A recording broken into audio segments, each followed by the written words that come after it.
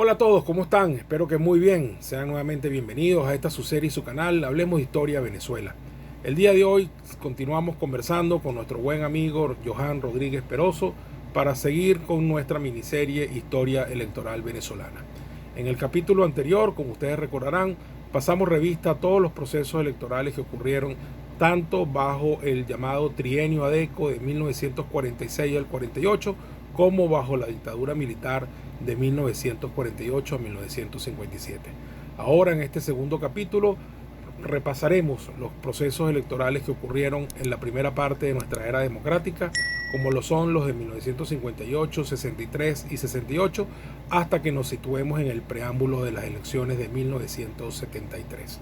Si les gusta lo que verán, regálenos un like y por favor ayúdennos a difundir este programa. Muchísimas gracias. Bueno, Johan, entonces sigamos adelante, ¿no? Visto ya el trienio, como lo vimos, y sabiendo que se configuró un sistema de partido dominante, y vista la dictadura, donde realmente no hubo procesos electorales válidos, sino que lo que hubo fue dos eventos marcados por el fraude. Y tampoco funcionamiento de los partidos. Y tampoco funcionamiento de los partidos, no hubo competencia, no hubo nada. Hubo básicamente un evento electoral frustrado por el fraude en 1952 y un invento también manipulado como fue el plebiscito del 57, llegamos entonces a 1958. En 1958, como todos sabemos, pues después del 23 de enero se constituye una junta, regresan los exilados, los partidos vuelven a la vida pública, los que estaban ilegalizados, que ya para esa altura eran básicamente todos, y se convoca unas elecciones que van a ocurrir ese mismo año. Y además se firma el pacto en punto fijo, que es un pacto importantísimo, ¿no? Claro, al cual se le satanizó en su momento y que yo creo que una de las cosas que hay que hacer, entre otras cosas, es reivindicarlo. Así es, porque es un pacto muy importante que se estudia en la politología internacional. Así es, como uno de los ejemplos a seguir para una transición efectiva en la democracia, ¿no? Así que es muy fácil ponerse a hacerle caso a cualquiera que habla tonterías de las cosas por allí sin haber profundizado en los temas, ¿no? Pero en dado caso, para ir a nuestro tema, Johan, y poner esto en contexto, en el 58 se convocan unas elecciones. Hay 4 partidos básicamente funcionando en Venezuela: ADECO, PIURD y Partido Comunista, que son los mismos con los que estaban activos para el momento en que cae el gobierno de Gallego, pero ahí se va a configurar un cuadro distinto y vamos a ver resultados interesantes a partir de allí. Nuevamente te planteo el esquema del cual ya hemos hablado. Vamos a ver resultados presidenciales que son muy interesantes, pero también vamos a tratar de ver cómo quedaban los congresos compuestos, ¿no? Además, esta es una época, Johan, sobre todo el de la primera década, el del 58, 63, 68, donde hay fenómenos electorales, o sea, hay candidatos que se asoman, son una sensación en esa elección y después para la próxima no figuran. Así como hay partidos también que surgen, tienen un buen caudal y después se desinflan, ¿no? Eso va a ocurrir mucho en las primeras décadas de la democracia. Adelante, Johan. Pero fíjate, esa es una etapa en la que hay varios aspectos muy importantes que hay que resaltar. En primer lugar, a partir de la configuración de esa nueva junta de gobierno que presidió el almirante Larrazábal, con la participación de otros militares también destacados, pero también habían civiles. O sea, fue una junta muy parecida a la que se armó en el año 45. Bueno, a partir de esa junta comienzan entonces a producirse los acuerdos políticos entre los partidos más importantes. Como ya señalaste, regresan los principales líderes que están en el exilio, entre ellos Betancourt, Villalba, Caldera, y se comienza a configurar en el país una situación totalmente distinta a lo que fue la vida en los 10 años de la dictadura.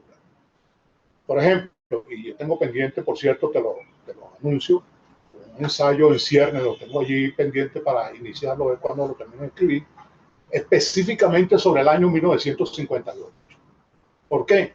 Porque en el año 58, a partir de la pastoral de Monseñor Arias Blanco, que fue en el 57, sí, en el 57, y de los eventos que dieron al traste con la dictadura, eso desencadenó que muchas instituciones el movimiento obrero, el movimiento empresarial, la Iglesia Católica y los partidos políticos realizaran en ese contexto del año 58 sus eventos, que fueron los que configuraron el piso que necesitaba la sociedad para llegar a esas elecciones que se hicieron el 6 de diciembre de 1958. Ese año fueron las convenciones de ADEN, la convención de COPEI, la convención del Partido Comunista, y en todos esos eventos hubo pronunciamientos claramente definidos respecto a la instauración, a la recuperación y la instauración de la democracia. De hecho, el pacto de punto fijo surge como la idea precisamente que le da lugar a un acuerdo político que permite que estas elecciones se lleven a cabo en los términos en que se planteó. Hay que señalar aquí que lamentablemente por el tema de las candidaturas, porque también se dio partida al tema electoral y a la elección del nuevo presidente, y entonces el Partido Comunista planteaba que había que buscar un candidato único independiente. Bueno, y hay una discusión muy larga alrededor de ese tema, pero en el cual no se pusieron de acuerdo los partidos. Es por eso que terminan entonces como candidatos Betancur de Acción Democrática, Caldera del COPEI, el almirante Larrazábal renuncia a la presidencia de la Junta de Gobierno, se encarga el doctor Edgar Sanabria, ¿verdad? Que llegó ese interregno de apenas 2 meses, casi menos de 2 meses, porque Larrazábal decide ser candidato presidencial apoyado por el Partido Comunista y por el MENI, que fue un partido que crearon para que recibiera también de base. Y URD. Y bueno, que el Jovito no participó. Bueno, y URD, correcto. Exacto. Entonces, URD y el Partido Comunista eran los factores principales. Entonces, se convirtió Larrazábal en eso que tú señalaste, en el primer fenómeno electoral. Correcto. Con la connotación de que fue un fenómeno electoral solo en Caracas, porque realmente arrasó en las elecciones en Caracas. En el resto del país le ganó Betancur, que se dedicó a recorrer el país y a reconstruir el Partido de Acción Democrática, que tenía una base muy sólida ya creada desde la década de los 40, y Betancur lo que hizo fue reanimar esa base de la década. Bueno, y eso fue lo que le dio el triunfo posteriormente en esa elección del 58. De manera que la importancia de esto está en que Betancur es electo presidente, pero unos días antes de la elección se firmó lo que ellos llamaron el acuerdo mínimo, ¿no? El acuerdo mínimo es un acuerdo donde los 4 partidos se pusieron, digamos, en acuerdo para que quien ganara las elecciones llevara a cabo ese mini programa de gobierno que se presentó. Bueno, y eso se cumplió, porque una vez que se instaló el gobierno, el gabinete se armó con gente venida de los distintos partidos, con excepción del Partido Comunista, que tampoco suscribió el pacto de punto fijo. Digamos que ese acuerdo mínimo común es una suerte de documento complementario del pacto punto fijo. Exacto, así fue. Así fue, porque era el compromiso de el que vaya a gobernar tiene que regirse por estas líneas en las que estamos de acuerdo. URD, COPEI y Acción Democrática, que constituían una inmensa mayoría, esos 3 partidos, pues, respecto a la representación social, porque en ese momento se manifestó. Más del 90% del país. Bueno, nuevamente Acción Democrática tuvo una posición hegemónica al ganar la presidencia, pero también en el Congreso. Y tú has señalado un aspecto importante, porque aquí comienza la instauración, ciertamente, de un sistema presidencialista, pero apoyado en el sistema político, donde los partidos tienen un papel y un rol fundamental. Entonces, nosotros vivimos entonces un sistema de partidos. Y la expresión de los partidos está no tanto en la presidencia, porque ahí llega uno solo, como en el Congreso, donde llegan todos. De manera que la expresión plural en el Congreso expresa la representación de los votos manifestados a favor de las distintas opciones cuando se constituye el Congreso Nacional. Que, por cierto, tengo que referir una anécdota que es muy importante. Una vez que se instauró el primer Congreso, después de esa elección, más bien el segundo, porque el primero fue el del 47, ese Congreso lo presidió el doctor Raúl Leoni en el Senado, y en la Cámara de Diputados lo presidió el doctor Caldera, porque ya allí comenzó lo que luego se conoció como el pacto institucional, donde quien ganaba las elecciones presidía la Cámara del Senado y el partido más importante de oposición, que llegaba de segundo, presidía la Cámara de Diputados. De esa manera, entonces, había como un balance, ¿no?, de las distintas fracciones políticas en el manejo de los poderes públicos. Porque no olvidemos que luego vienen lo que llaman los poderes derivados, que son los poderes que se constituyen a partir de las decisiones que toma el Congreso, como son el Poder Judicial, el poder, que ahora lo llaman el poder, claro, con este cambio que hicieron en el 99, el poder moral, el poder civil, no me acuerdo ahora cuál es el nombre que le ponen, y el Consejo Electoral que lo metieron ahora allí también. Pero antes lo nombraba todo eso, lo nombraba el Congreso. Hubo una discusión entonces sobre el tema de la reforma constitucional. Y sabiamente los viejos, así lo llamo yo por cariño y por respeto, ¿verdad?, que dirigían el Congreso, principalmente el doctor León y el doctor Caldera, ¿verdad?, discutían, algunos adecos decían, hay que retomar la constitución que dejamos en el 47. Y algunos decían, no, pero esa fue la que nos trajo el tema de la dictadura después. Decidieron entonces partir de la constitución que dejó Pérez Jiménez en el 52, como una manera también de aplacar el perejimenismo que todavía andaba por allí. Pérez Jiménez se había ido, pero el perejimenismo quedó aquí. ¿Ves? Y entonces, sabiamente, esa discusión determinó no solo que se discutiera a partir de esa constitución, sino que además la hiciera ese Congreso que acaban de elegir, porque tiene la legitimidad que le dio el pueblo. Y es por eso que el Congreso se configura en Congreso Constituyente. Ahí se discute la nueva constitución, que es aprobada entonces en 1961. Es la constitución de más larga data en la historia republicana de Venezuela. Bueno, 40 años hasta que vino este invento del 99 que cambiaron, de eso hablaremos después. Sí. Lo cierto es que tú has señalado también algo muy importante, porque ese gobierno, que fue un gobierno de coalición basado en el acuerdo de punto fijo, luego se rompió porque un incidente que tuvo que ver con el tema internacional, ¿no? El canciller era el señor Arcaya, propuesto por URD, y hubo un tema que se discutió con el problema de Cuba. Esa discusión se dio en el Perú. Y entonces allí se planteó que había que expulsar a Cuba de la OEA porque estaba impulsando, digamos, la instauración del comunismo en Latinoamérica. Y obviamente que había una política, ¿no?, que en alianza con Estados Unidos, que también había roto su alianza con los militares, que eran los que le mantenían a raya a los comunistas. Y ahí se instauró aquello que también creo que ha sido poco estudiado, que se denominó la doctrina Betancourt. La doctrina Betancourt, inspirada en que había que cerrarle el paso a la instauración del Partido Comunista, pensando en todo lo que fue el proceso que se llevó a cabo en Rusia, ¿no?, con la instauración de larga data, a partir de la Revolución Rusa, de lo que fue, bueno, los efectos del Partido Comunista todos los años que estuvo gobernando en ese país, que después ya vimos también cómo se derrumbó. Entonces, cerrar el paso a los comunistas, pero favoreciendo gobierno democrático. Claro, pero instaurando la democracia. Claro, así es. Pero en ese momento, entonces, la defensa de URD a Fidel, por la vía de Ignacio Luis Arcaya, llevó a una ruptura se sale de URD del gobierno, pues, ¿okay? Y el Partido Comunista con el MIR, que fue la primera división que tuvo Acción Democrática, porque esa es la época también en la que comienzan a hacer las divisiones de los partidos, decidieron entonces embarcarse en lo que conocemos como la lucha armada. ¿Okay? Eso entonces desconfiguró lo que había sido la esencia del pacto de punto fijo. Yo sostengo que la vigencia del pacto de punto fijo llegó hasta allí. ¿Por qué? Porque luego con Leoni, que gana las elecciones del 63 en las circunstancias que ya conocemos, tuvo que hacer una alianza diferente a la que le dio lugar al pacto de punto fijo, que se llamó la Alianza de Ancha Base. Ahí comienzan a surgir nuevos actores.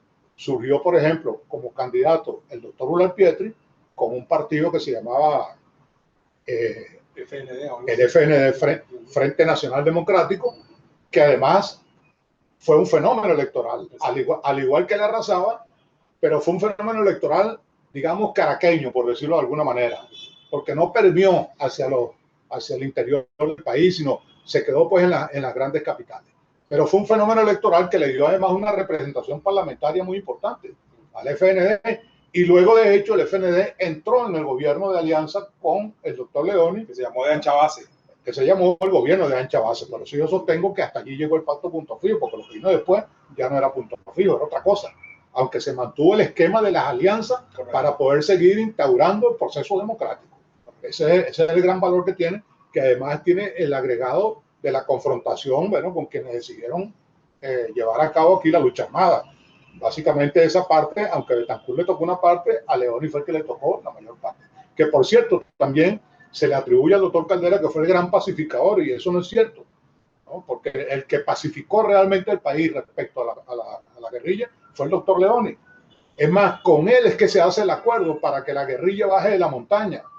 Y en el 68, producto de ese acuerdo político para que se acabe la guerrilla y se incorporen a la vida democrática, los comunistas que estaban echando plomo decidieron montar un partido que se llamó el UPA, Unión para Avanzar, que por cierto apoyó en esa instancia al maestro Prieto, que fue la tercera decisión de Acción Democrática. Ya había tenido otra anterior con Ramos Jiménez, que por cierto fue candidato también en el 63. Es un aspecto que está allí vinculado con el tema que estamos hablando, sí, porque comienza la proliferación de más partidos.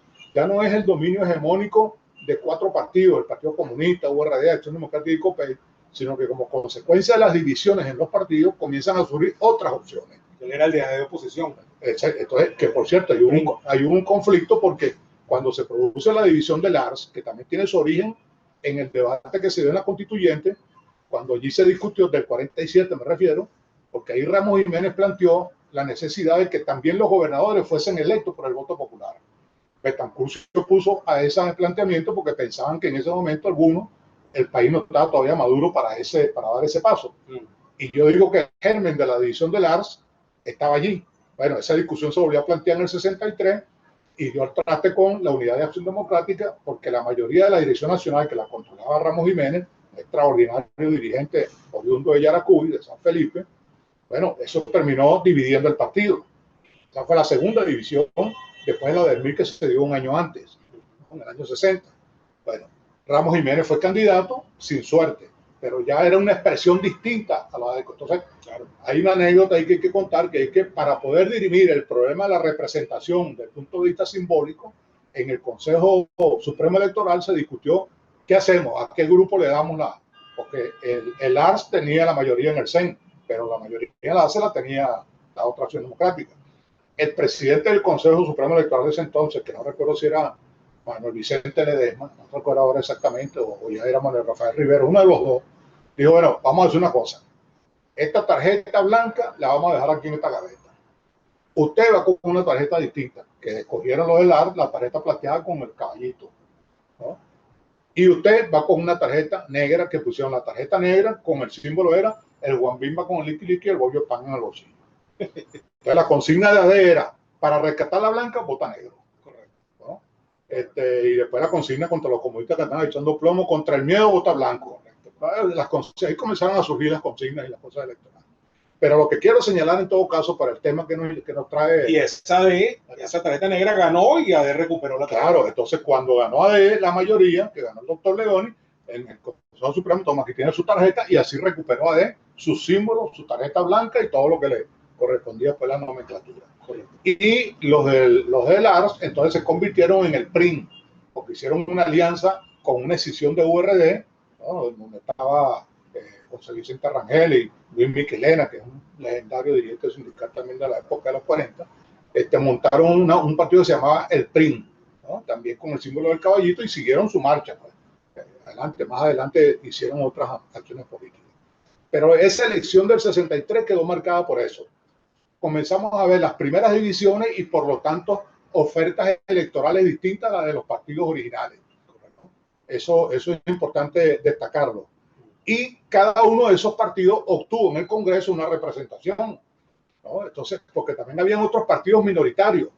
En la discusión de la ley electoral de entonces existía una figura que ahora no existe, que era una cosa que llamaban la representación proporcional de las minorías, designada por el cociente. ¿Qué quiere decir esto? Bueno, que un partido, digamos, el Partido Comunista, que siempre sacaba pocos votos, se le sumaban todos los votos que sacó en los 24 estados del país.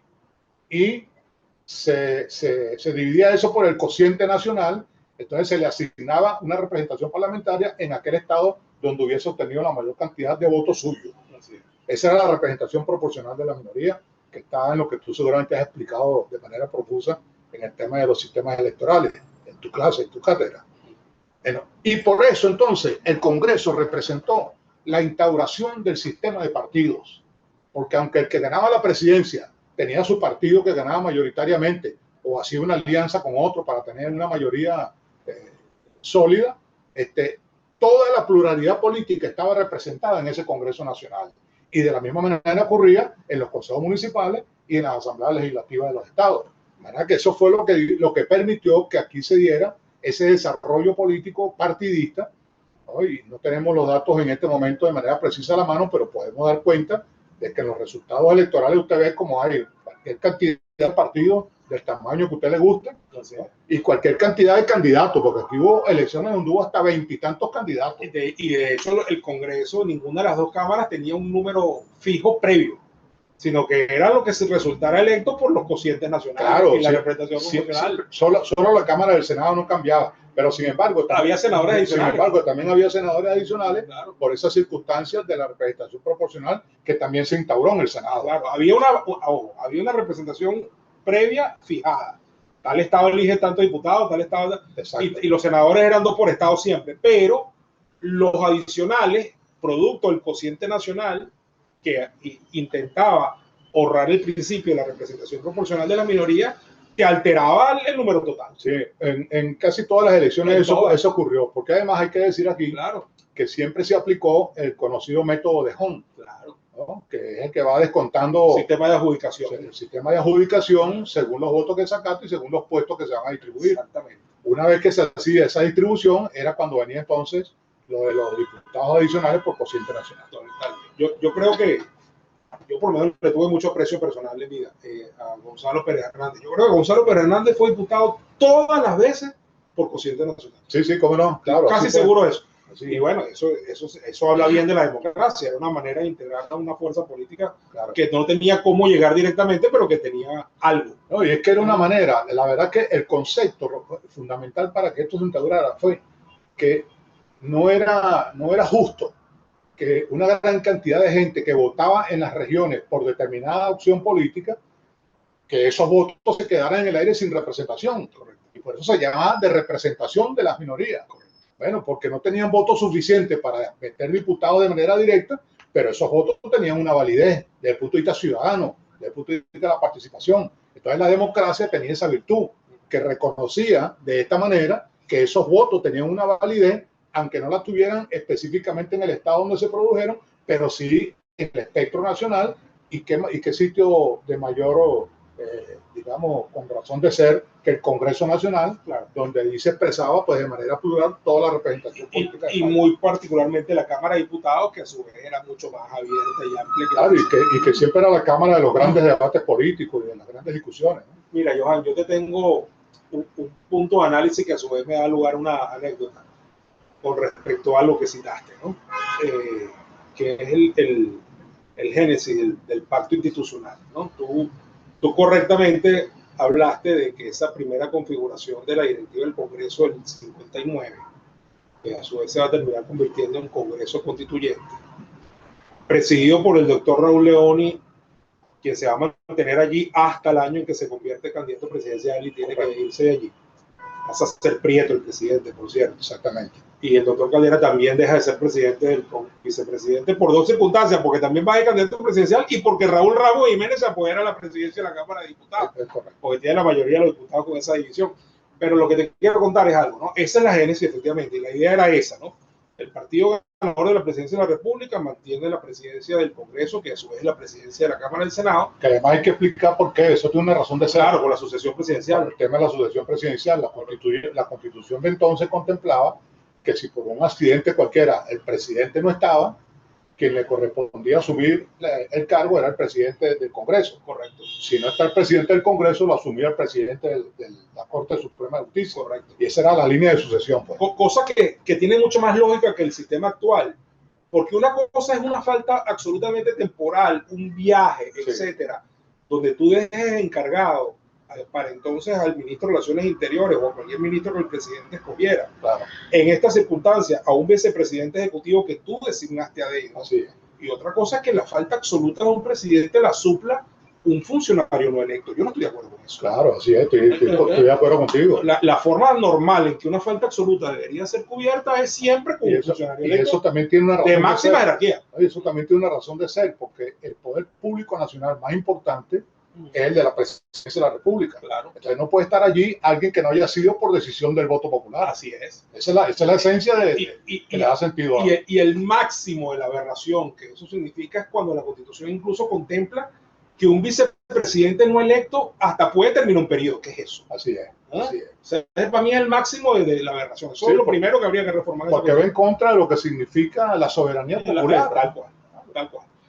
Si el vicepresidente fuera electo, es otra cosa. Así es. Pero no es electo. Como es en otros países. Como es en otros países. Así es. Ahora fíjate, Johan, ¿a dónde iba? Que en el 58 y en particular con esa directiva hay un detallito que yo incluso se lo planteé al presidente Carlos Andrés Pérez cuando yo estaba haciendo mi tesis de posgrado en Inglaterra y vine aquí a pulirlas para hacer algunas entrevistas, porque yo lo hice sobre el pacto de punto fijo y la transición hacia la democracia y abordé ese periodo, porque ese periodo es importantísimo. Como tú dices, el pacto de punto fijo técnicamente hablando termina con el primer gobierno porque fue diseñado para el primer gobierno, a quien obliga al primer gobierno a respetar los resultados, a formar un gobierno de coalición y a dirigirse por ese programa mínimo común que complementaba el pacto. Pero se termina llamando régimen punto fijista o sistema punto fijista todos los 40 años porque digamos que ahí había un espíritu que permaneció, un espíritu de entendimiento, de hacer pactos. Que se traduce en eso que yo he dicho, el pacto institucional. De pacto institucional. En el tiempo. Y de buscar la conciliación de las élites en vez de entrar en la confrontación, de tener a los militares metidos en el cuartel. Todo eso de alguna manera se le conoció después como punto fijismo. Digamos que hay un punto fijismo, por llamarlo así, un punto fijismo en estricto senso y un punto fijismo en lato senso. Vamos a llamarlo así de alguna manera. ¿No? Okay. Entonces lo que te quiero decir es lo siguiente. Hay un detalle interesante, Joan. Si tú revisas los resultados de las elecciones del 58, resulta ser que el segundo partido más votado para el Congreso no fue COPEI. Fue URD. Sí, estoy de acuerdo contigo. Entonces, claro, a quien le correspondía la presidencia de la Cámara de Diputados era Jovito Villalba. Claro. Y entonces, cuando uno empieza a averiguar, bueno, ¿y qué pasó aquí? Resulta ser que ya desde entonces, por lo que yo he averiguado, y yo mismo se lo pregunté al presidente Pérez, no me acuerdo si lo grabé en ese momento o no, porque yo fui a visitarlo, entre otras cosas, para entrevistarlo y tomar cosas de su entrevista para mi tesis, ¿no? Pero él me lo confirmó. Y lo que te quiero decir es lo siguiente, ¿qué fue lo que yo averigüé? Que desde entonces Betancur estaba buscando privilegiar a Caldera y a COPEI como aliados, claro, porque los veía más útiles para la consolidación de la democracia, que evidentemente estaba sometida desde ya a grandes riesgos. Y entonces veía en Caldera un complemento mucho más eficaz que a Villalba, y a COPEI como un elemento más eficaz. ¿Por qué? Porque Caldera le llegaba a sectores y a un público que Villalba y URD no le llegaban. Caldera llegaba a sectores privados, llegaba a gente de las Fuerzas Armadas, llegaba a gobiernos de afuera, llegaba a sectores donde Villalba iba de alguna manera y a la iglesia. Llegaba a sectores más o menos parecidos. Entonces, Betancur privilegió eso, pero en términos le tocaba a URD. Cuando yo le pregunto al presidente Pérez, presidente, ¿qué pasó aquí? Lo que me dijo fue, nosotros le hicimos una tratada a Jovito. Claro, porque no puede dejar en ese relato que está perfectísimo, que aquí viene una rivalidad de antaño. Ah, no, claro, desde el 28. Desde el PNV. No, y desde el 28. Desde el 28, sí. ¿No? Porque la rebelión de esos estudiantes prefiguró a Villalba como el gran orador, pero a Betancur como el gran organizador. Y al final privó la organización. Exacto, entonces esa rivalidad que viene desde entonces tiene otro ingrediente, que es que Villalba viene de las filas del medinismo. No olvidemos tampoco eso. Él es una escisión del PDB cuando funda URD. ¿Y con quiénes funda el URD? Con personas que vienen del PDB, del partido de Medina. Así es. Ese es su origen. Entonces, de manera que hay una serie de elementos históricos que cuando se hace este análisis, que hay que hacerlo de manera integral, por lo mismo que tú planteas ahorita, el porqué de las cosas. Cuando tú le preguntaste al presidente Pérez, ¿qué pasó aquí? Y esto es explicación, no hay duda de que tiene que haber sido inspirado, bueno, ya no solo por Betancur y secundado. Claro, por todo el partido. Por esa cúpula que es la generación fundadora. Claro, ¿no? León y Prieto, todo. Exactamente. Estamos claros. Y ojo, y la historia te demuestra, Johan, que al final, efectivamente, COPEI terminó siendo un socio muy útil para ese primer gobierno. De Betancur hay que decir tremendamente que no solamente estimuló el fortalecimiento de COPEI como partido alterno, digamos, digámoslo por comodidad de lenguaje, Sí. sino que también estimuló la organización de los trabajadores y del empresariado.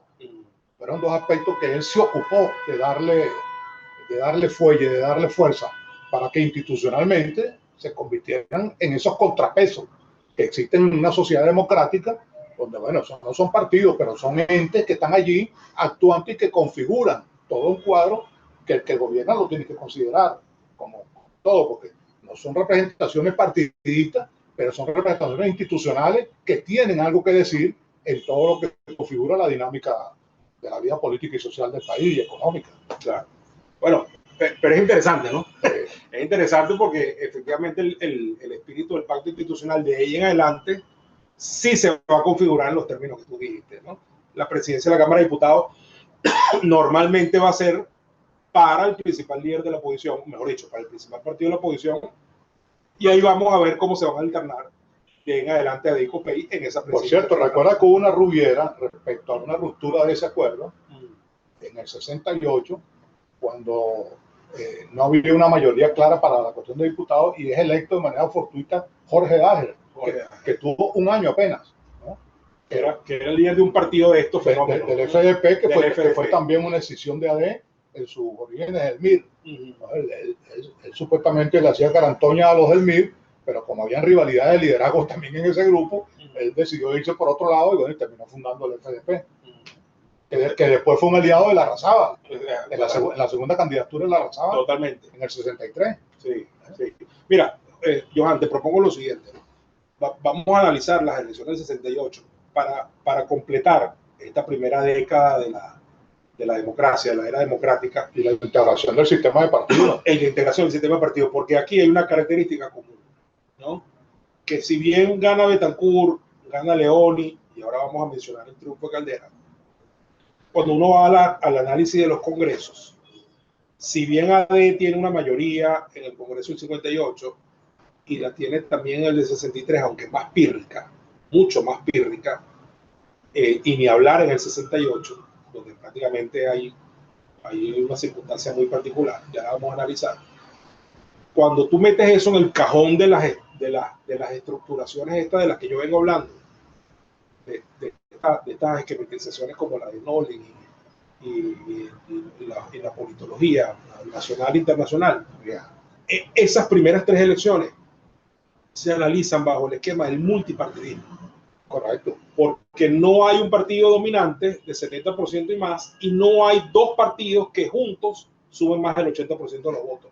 Porque AD y COPEI juntos no lo sumaban, AD y URD juntos no lo sumaban, URD y COPEI juntos no lo sumaban. Entonces, y con los fenómenos electorales y todos estos partidos que entran y salen de la escena, lo que hay es una gran fragmentación. Y en el 68 ni hablar. Vamos a hablar de esa elección. Bueno, ni hablar, porque es que hubo una elección más histórica. Claro, hubo muchas divisiones. Fíjate que en el 63 hay que recordar que además del doctor Ula, también se presentó Bureli Rivas. Que fue apoyado por URD. Ahí Villalba no se lanzó el candidato, sino que apoyó a Bureli Rivas. Entonces comienzan también a aparecer, además de partidos nuevos, distintos a AD, COPEI y URD, comienzan a aparecer figuras distintas a los fundadores, ¿no? A la clase fundadora tanto de COPEI como de URD y Acción Democrática, y del propio Partido Comunista, que se quedó allí anclado por la decisión equivocada histórica que tomó de irse a la lucha armada siguiendo el guión de los cubanos, ¿no? Pensaban que aquí podían hacer lo mismo y, bueno, fracasaron en ese intento. Entonces, en el 68, ¿qué ocurre? Que vienen las elecciones, el presidente del Congreso, tú lo dijiste, es el doctor Leoni, quien entrega esa posición al maestro Prieto Figueroa. Y entonces, fíjate que no por casualidad, son los cuatro líderes que formaron parte o que estuvieron en la conjura del 45.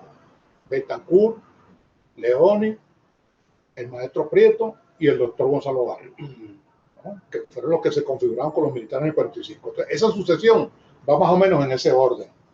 Entonces, eran la jerarquía, digamos, de los fundadores, Betancourt, Leoni. Entonces, yo digo que seguramente en buena lid le hubiese tocado al maestro Prieto, ¿no? Como él reclamó que era su chance, pero ocurrieron situaciones internas en AD que dieron al traste con eso. Y por eso surge la competencia con el doctor Barrio. Competencia que es tan dura porque trae la secuela de lo que quedó en la división del ARS. De hecho, ya Betancourt no estaba en el país, y hay una anécdota que se cuenta, muy conocida, pero que él mismo la ratificó, de una misión a DECA que va a hablar con él en Berna, y Rómulo la primera pregunta que hizo fue, bueno, mira, hay un problema interno allí, una próxima división, que fue donde surgió el Berna. Y la pregunta de Betancourt fue, ¿y Pagalarraga dónde se quedó? ¿Está en AD o en la división? No, no, en la división de Larzo, eso. No, se quedó en la D, ahí dijo Betancourt, esperen la tercera división. Como en efecto ocurrió, porque Pagalarraga, ¿no?, al igual que Alfaro, fue el secretario general que más tiempo permaneció en el cargo. Y eso le permitió entonces, además Pagalarraga era de los fundadores, fue el acta de fundación de AD, ¿no? Era fuerte en el Zulia, tenía una trayectoria de larga data, bueno, y también tenía sus aspiraciones, pero entonces él se fue por la vía del fraccionalismo. Bueno, porque ya él tenía la idea que AD tenía que declararse un partido netamente socialista, ¿verdad? De corte socialista tirando, digamos, para el Partido Comunista, ¿no? Y en AD, bueno, la mayoría ya no estaba en esa onda, ya se había descartado desde hacía mucho tiempo, y era un partido socialdemócrata, pues, toda su ley. Bueno, eso fue de las cosas, de las gotas, digamos, que rebosaron ese vaso. Se da la división, que es la tercera, pero también surgen otras opciones. Ya yo conté hace rato que surgió, por ejemplo, el UPA como consecuencia del acuerdo que bajó la guerrilla de la montaña. Participan el UPA, donde básicamente está el Partido Comunista, y otros menores, el MIR, ¿no? Y otros partidos más pequeños también allí, donde estaba metido Douglas Bravo y toda esta gente que estaban en la cosa de la lucha armada, que tuvieron ese llegadero en el UPA como una expresión para vincularse a la vida democrática del país. Terminaron apoyando al maestro Prieto también sin suerte. Obtuvieron su representación proporcional. Me acuerdo que Héctor Mujica después fue también candidato de ese partido. Correcto. Y quedó también electo diputado. Correcto, pero el MEP y Prieto fueron el fenómeno electoral de esa elección. De esa elección fueron el MEP, pero no fue tan fenómeno electoral, porque fíjate que el maestro Prieto incluso sacó menos votos que el doctor Bureli Rivas. O sea, la llegada ahí fue Caldera, Barrios, Bureli y Prieto. Llegó a cuarto. De cuarto. Pero los votos que sacó el maestro Prieto, de no haberse producido la división, hubiesen sido suficientes para que él o el doctor Barrios hubiesen sido presidentes, entonces un tercer mandato de AD. Bueno, esa es la razón por la que el doctor Caldera llega a la presidencia. De hecho, además que fue una victoria muy cerrada. La victoria más cerrada que conoce la historia electoral de Venezuela, porque fue apenas unos 29, 30 mil votos. Ahí también hay unas cuantas anécdotas. Una importante es que el doctor Barrio decidió personalmente ir al Consejo Supremo Electoral. Era Manuel Rafael Rivero el presidente. Pero yo creo que tú me digas qué pasó aquí, ¿no? Porque entonces la gente estimulando que no había que entregar, pues unos escorzados que no había que entregar. Y otros que, bueno, ya no listo para alzarse también que le entregaran su victoria. Entonces le dijo el doctor Marrano: Gonzalo, perdiste por 30 mil votos. Ahí fue donde salió Gonzalo a la puerta del Consejo Electoral y dijo: bueno, yo prefiero una derrota honrosa y no una victoria cuestionada. Entreguen al doctor Caldera su presidencia. Y así llega Caldera, que lamentablemente después, cuando se instala como presidente, rompe con lo que ya venía siendo una tradición, que era los gobiernos amplios, ¿no?, de alianza.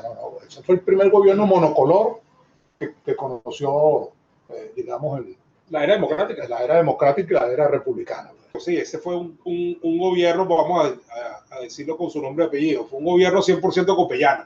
Pues. Así es. A diferencia de lo que había sido la ancha base de Leoni y el pacto punto fijo de Betancourt, que fue expresamente un gobierno de coalición. Un gobierno de coalición del cual Copey fue el principal socio. Claro, pero hay que decir también, en honor a la historia, que eso permitió también instaurar la eventualidad de pasar el poder de manos de un signo ideológico a otro sin que eso creara ningún tipo de cisma en el país. Claro. Lo cual dice mucho de la estabilidad del proyecto democrático. Que ese es el comentario que yo quería hacer de cierre para la significación enorme de este periodo, ¿no?, de esta primera década, más allá de lo estrictamente electoral, sino lo histórico, lo grande. La elección del 68 marca un hito clave, así como la del 63 marca el hito de un presidente democráticamente electo entregándole el poder por primera vez en la historia a otro presidente democráticamente electo, que es Rómulo Betancourt, a Raúl Leoni, cosa que Rómulo Gallegos no logró hacer, no pudo ser, porque lo tumbaron antes de tiempo. La elección del 68 marca el hito de un presidente democráticamente electo entregándole el poder a algún líder de la oposición, lo cual es un hecho importantísimo en la evolución política de Venezuela. Y eso ocurrió en 1968. Así que, yo digo que ese hecho le dio solidez al proyecto democrático. claro, y las dos cosas ocurren en una misma década. Exactamente. O sea, una ocurre en el 63 y otra ocurre en el 68. Y ya como comentario de cierre, quiero reiterar que entonces estas tres elecciones, 58, 63 o 68, que son la primera etapa de la era democrática venezolana, y además donde tuvimos la elección de tres presidentes que son padres fundadores de la democracia, los tres, Betancourt, León y Caldera, independientemente de la opinión personal que cada quien tenga sobre los tres, ¿verdad? Son tres elecciones donde, si bien tenemos un régimen presidencialista, que ya tú has remarcado eso bastante, en su composición política de los congresos que acompañaron a esos presidentes en los periodos constitucionales, son congresos plurales, son congresos de representación no solamente del partido de gobierno, sino del partido de oposición bastante. De hecho, dije, el segundo partido del 58 no fue COPEI, el segundo partido del 58 fue URD, en cuanto a votación y representación. Y en el 63 hubo incluso representación de otros partidos que iban más allá. Del FND, que ya mencionamos. Exactamente, de ADECO, URD y el Partido Comunista. Hubo partidos nuevos. Agrégale en el 68 la circunstancia de que los perejimenistas se organizaron, exacto, volvieron a la calle y sacaron una representación importante en ese congreso. Correcto. Que eligió además a Pérez Jiménez, el senador. Exactamente. O sea, que hubo movimiento en las bases, diríamos en términos futbolísticos, ¿no? Entonces, creo que es importante destacar que hay una importante manifestación de pluralidad democrática y de actores en juego en esa primera década que marca, sin duda alguna, un segmento, un capítulo dentro de esta historia electoral que nos hemos planteado y que en términos politológicos se refleja con el nombre de multipartidismo, ¿no? Independientemente si es estable o no es tan estable. Yo creo que es inestable porque los actores cambiaban permanentemente. Había dos o tres fijos y los demás cambiaban todo el tiempo.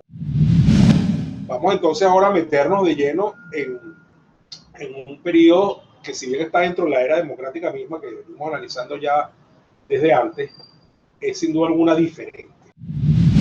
Puso en la escena a personajes que no eran necesariamente los padres fundadores de los partidos y de la democracia. Es la generación que le sigue. Es la generación que le sigue. Carlos Andrés Pérez, bueno, le cambiaron por completo su fisonomía, ¿no? Incluso se hizo famoso por aquellas famosas chaquetas de cuadro que usaba, que eran para ponerlo a la moda de entonces. Bueno, y eso pegó de una manera bastante positiva.